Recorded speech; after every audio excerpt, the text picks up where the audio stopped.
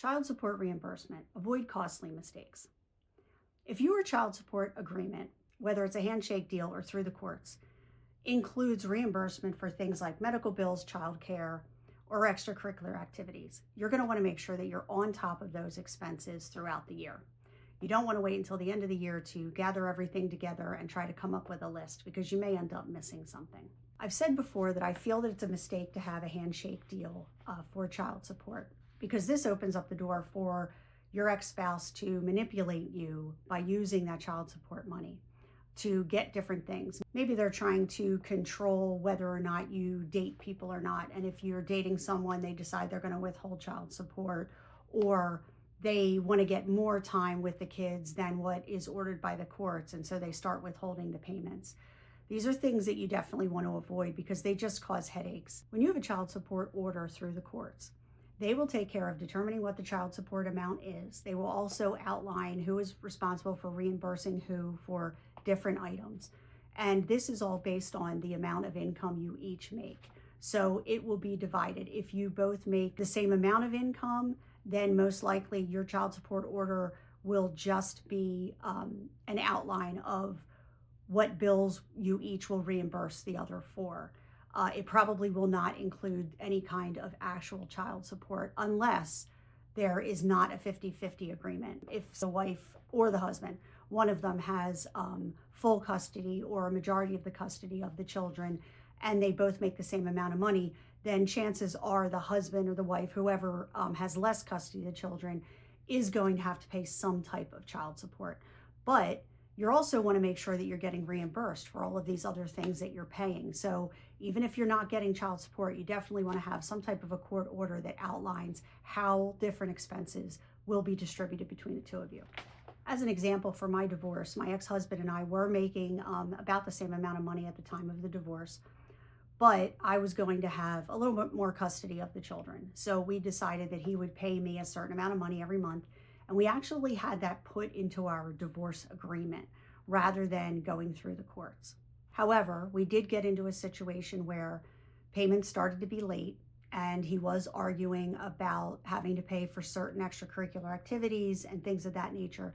So it finally got to the point where I decided that I just needed to go to the courts and have them decide what the child support should be. And this is something that you can do at any time. You don't have to wait and do it, or it doesn't have to be done one time at the beginning of the divorce or at the beginning of the separation and then never again. You can actually go back to court on an annual basis if necessary and have them redo the calculations. And this is especially important if you suspect that your spouse is possibly making additional money at work or has additional jobs that they're not claiming, and therefore they're not paying you the proper amount of child support that you're entitled to. Another issue you can run into is that when we had the child support amount included in the divorce paperwork, if he wasn't paying me, there was no recourse. I would have to take him to court, which means I would have to pay a lawyer, or I would have to do it on my own. And I would have to go after him for that money that was included in the divorce agreement. If you have a court order for child support, they handle these things for you. So they will automatically withdraw the money from your spouse's check before they even get their check. And then they will put that money into an account that goes to the state, and then the state will pay you. You will get reimbursed individually or by your ex for any extracurricular expenses or medical expenses that are included in your court order. However, if they don't pay those, then you can contact your domestic relations department, and all you have to do is provide them with copies of the invoices, copies of the receipts showing that you paid it, and all of the correspondence that you've sent to your ex requesting reimbursement. And then from there, they will handle getting the money that you're entitled to for your reimbursement. You can actually also get a court order for the amount that you agreed to in your divorce agreement if you do go that route. So you don't have to go to the court and have them decide what the child support will be. If you've both decided on a certain amount of child support and agreed to it, you can just tell them that this is the amount that you have agreed to, and then they can draw up a court order and have the wage attachment done. And then they can also help you get reimbursed for your medical expenses and extracurricular activities that way. However, when I had my divorce, I did not go that route. I did not have a court order made for it. We just pretty much did a handshake deal and included it in the divorce agreement. So the calculators that I referred to, you can usually find those on the website for your local domestic relations department. And generally what it will ask is what the wages are for both parents. It will ask what the overnight stay is, or the number of nights that the child is staying with each of the parent. It will ask who is paying for the medical coverage and how much is the medical coverage. There's not too much that you need to answer, but there are a couple of questions that you need to answer. And then from there, it will calculate what your child support payment should be. Now, of course, you're not going to want to just take what it says at face value. You're definitely going to want to check with your domestic relations department to make sure that you figured it out correctly, because there may be some other things that you're missing. The other thing you want to keep in mind is that it's not just flat salary that is used to calculate child support.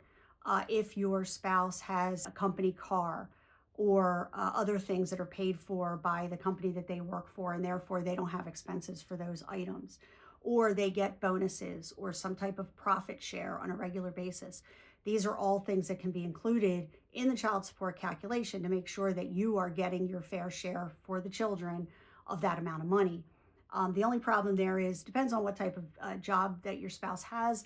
If their bonuses or profit sharing tend to fluctuate from year to year or even quarter to quarter, then you may want to have your child support reevaluated on an annual basis so that you can ensure that you are getting paid for the amount of money that your spouse is actually making. And if that amount of money goes up, you're entitled to more money.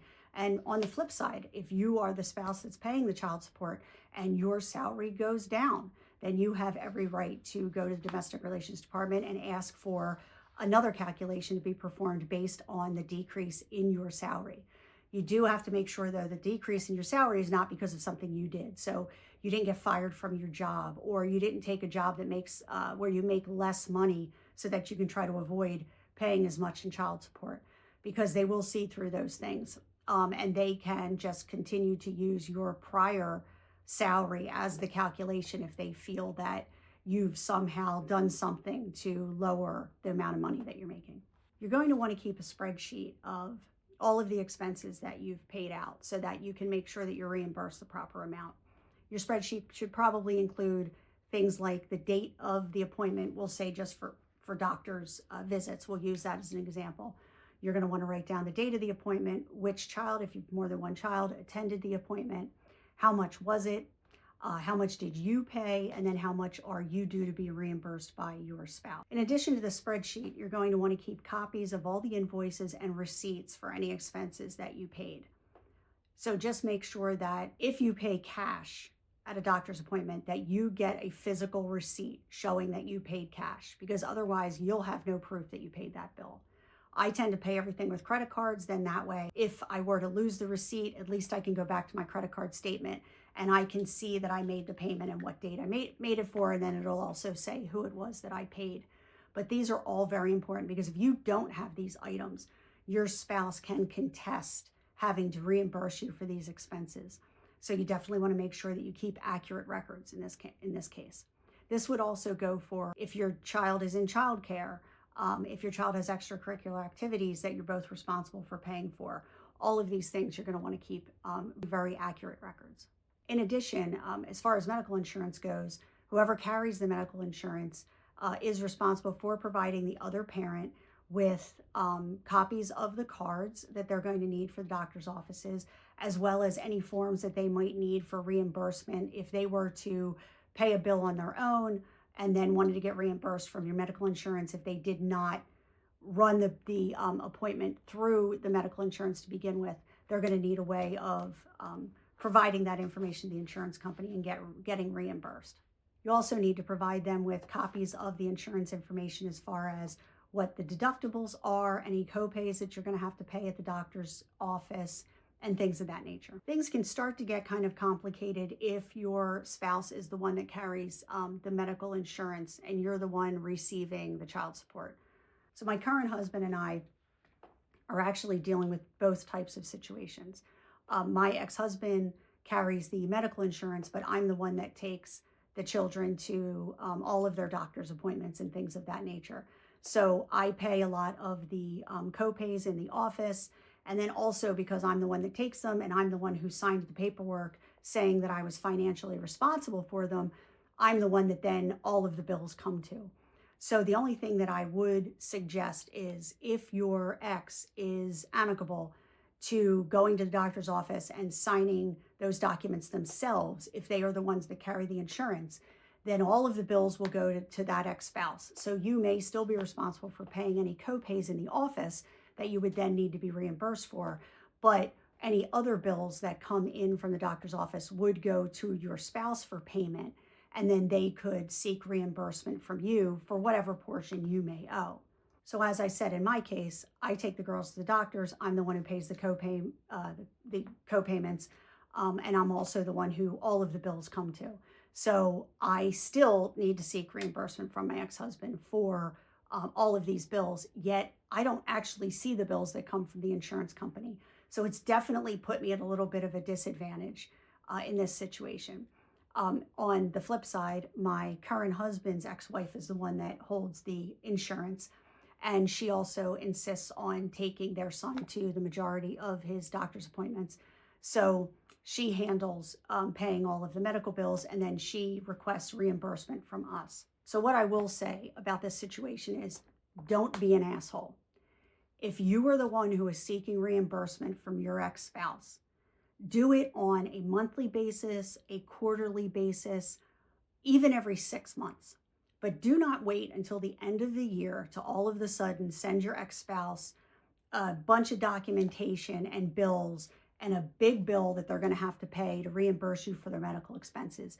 It's not fair, it's not appropriate, and there's really no reason to do it other than, like I said, to be an asshole. So I don't have a lot of medical expenses at this point for my daughters. And like I said, all of the bills go to my ex-husband. So I think at the end of the year, the reimbursement is actually going to be not too bad because he's probably been paying some of the bills. I've been paying some of the bills. So this may end up being a little bit of a wash. But my husband's ex-wife absolutely refuses to send us the bills other than one time a year. So we, every year for the past almost 14 years, we've been asking that she send us the bills when she gets them so that we can see how much we're going to owe, and then we could pay the doctor's office if she hasn't already, or we could reimburse her at the time. But at least we're being kept up to date on what the medical bills are and not getting one big bill. However, she waits until March 31st, which is absolutely the last day that you can request reimbursement in our state. So she waits until March 31st, and then she sends us either an email or jams a bunch of file full of papers in our son's backpack and tells him to give them to us. And so every March 31st, we end up getting a big bill for all of the medical expenses from the prior year. And it's for no other reason than spite, because there's really no other reason to do it. So I don't care what your relationship is with your ex. It doesn't hurt you to do the right thing. So definitely make sure, and especially if the medical bills, if you have a child that has a lot of medical bills, do the right thing. Provide these invoices to your spouse on a monthly basis or a quarterly basis so that they can be up on it. They know how much they're going to owe. They can make sure that they have the money. Because if you wait until the end of the year, your spouse may not have the money to pay you. And then you're going to be waiting for potentially months and months and months to get reimbursed. And it's also, if you wait until the end of the year, then you've put out all of this money and you're not getting reimbursed until basically, in my case, March of the following year is when you're getting reimbursement. And I know a lot of people can't handle waiting that long to be reimbursed for their bills. So do the right thing. Send them on a more frequent basis than annually. So thank you, and I hope you found this information interesting and helpful. And please check out my other videos.